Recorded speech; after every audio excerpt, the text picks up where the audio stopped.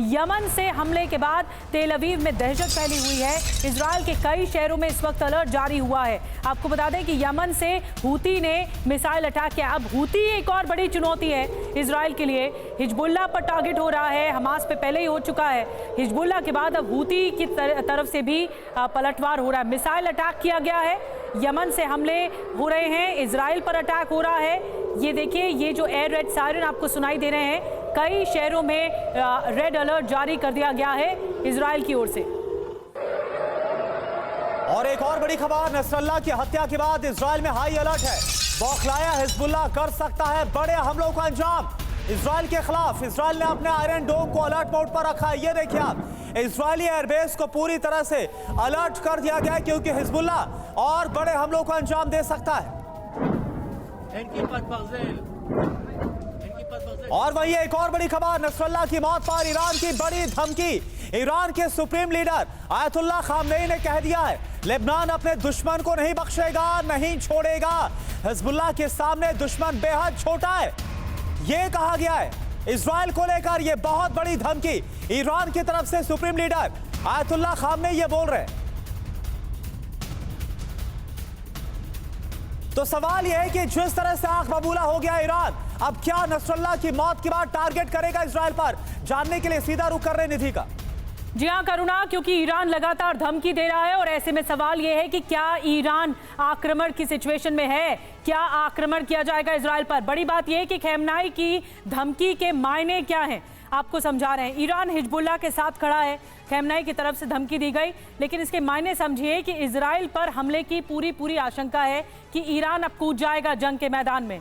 वहीं खamenei की धमकी क्या, गाजा में अपराध से सबक नहीं सीखा, जो इजराइल की तरफ उंगली करके कहा जा रहा है खamenei की ओर से। इसके मायने क्या हैं, हमास के साथ खड़े रहने का दिखावा किया जा रहा है इजराइल की ओर से। और खamenei की धमकी एक और सामने है कि लेबनान सुरक्षा को जवाब देगा, और मायने इसके ये हैं कि हिजबुल्लाह को भड़काने की एक तरह से कोशिश हो रही है।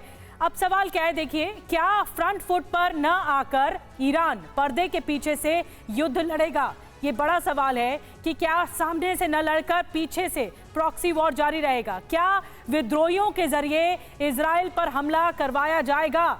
ये एक बड़ा सवाल है कि क्या विद्रोही जो गुट हैं या मिलिशिया गुट हैं उनके जरिए हमला होगा। खास बात क्या है, नसरल्लाह की मौत के बाद सुरक्षित ठिकाने पर शिफ्ट हुए हैं खamenei, क्योंकि उनको भी डर सता रहा है अपनी सुरक्षा का। और ओपी तिवारी सर, मैं सर आपके पास आ रही हूँ। तिवारी सर, आपको लगता है कि जो खamenei की तरफ से धमकियां आ रही हैं, धमकियां तो हैं, लेकिन ये सिर्फ धमकी भर से है, जो असल एक्शन है वो प्रॉक्सीज के जरिए ही ईरान करेगा? ये बात से मैं सहमत हूँ कि ईरान जो है प्रत्यक्ष रूप से इजराइल के खिलाफ लड़ाई करने में उसकी कई बहुत कंस्ट्रेंट्स है, जिसकी वजह से सामने लड़ाई नहीं कर सकता। यही वजह थी कि इसका अपने प्रॉक्सी के माध्यम से ही लड़ाई लंबे समय तक चली जा रही थी। हिजबुल्लाह का उसने फुल सपोर्ट किया, कुछ मामले में हूतीज़ का भी सपोर्ट कर रहा, लेकिन ईरान को अगर सामने से लड़ाई करना पड़े इजराइल से, तो उसके साथ बहुत सारे कंस्ट्रेंट्स हैं, जैसे कि उसके जो एयरक्राफ्ट हैं वो जॉर्डन एयर स्पेस के फ्लाई करके आना पड़ेगा, इराक के थ्रू अप्लाई करना पड़ेगा। और जॉर्डन का जो रिलेशन है इजराइल से बहुत अच्छा है। जॉर्डन कभी परमिशन नहीं देगा कि ईरानियन एयरक्राफ्ट इजराइल पर अटैक कर सके। ईरान और इजराइल का कोई कॉमन बाउंड्री नहीं है, कोई कॉमन बॉर्डर नहीं है कि जहां लड़ाई हो सके। ये लड़ाई लड़ने के लिए उसको हिजबुल्लाह का ही सपोर्ट लेना था। अब हिजबुल्लाह की एक बात देखिए, लेबनान में है, हिजबुल्लाह को हम लेबनान नहीं कह सकते, बिकॉज लेबनान में 33% पॉपुलेशन ही खाली शिया है, जिसको हिजबुल्लाह लीड करता था। आउट ऑफ 128 मेंबर्स में इनके 13 ही थे। थोड़ा बहुत पॉलिटिकल असर जरूर था, लेकिन लेबनान की भी जनता हिजबुल्लाह से परेशान है, बिकॉज लेबनान को ये जो सफ़र करना पड़ रहा है, जो डैमेजेज हो रहे हैं, ये हिजबुल्लाह की वजह से हो रहे हैं।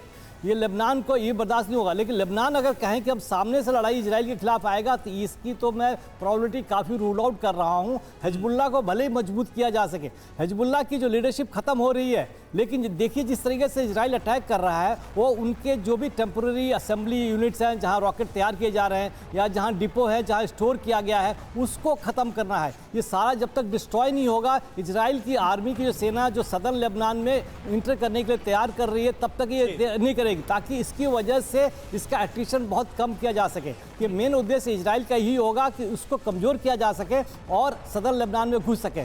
जिस तरीके से गोलन हाइट्स हो, वेस्ट बैंक हो, जिस तरीके से इजराइल ने किसी लड़ाई में कब्जा करके अपने लिए अपने कब्जे में लिया था, हो सकता है इस वार के बाद भी सदर लेबनान को बफर जोन के नाम पर रख के अपने को सुरक्षित करे। तो इजराइल का अटैक अभी चलता ही रहेगा। ठीक है, यानी तिवारी सर आपको यह साफ नजर आ रहा है कि प्रॉक्सीज के जरिए डायरेक्टली होगा जो होगा ईरान की तरफ से अटैक, लेकिन डायरेक्टली इन्वॉल्व नहीं होगा।